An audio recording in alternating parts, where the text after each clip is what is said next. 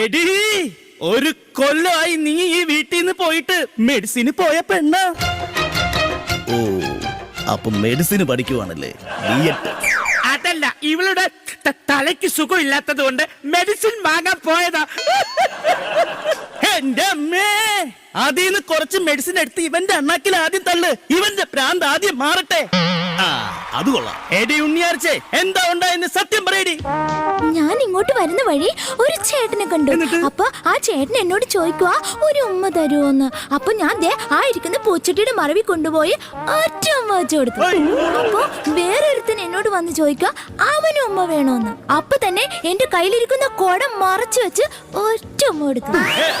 അപ്പോഴേ ഈ ചേട്ടൻ വന്നിട്ട് പറയുവാ ഈ ചേട്ടനെ കെട്ടിപ്പിടിച്ച് ഐ ലവ് യു എന്ന് പറയണോന്ന്. അപ്പൊ ഞാൻ ഈ ചേട്ടന്റെ അപ്പൂപ്പനെയും അമ്മുമ്മനെയും ഒക്കെ മനസ്സിൽ വിചാരിച്ചുകൊണ്ട് കെട്ടിപ്പിടിച്ചുകൊണ്ട് ഒരു ഐ ലവ് യു പറഞ്ഞു.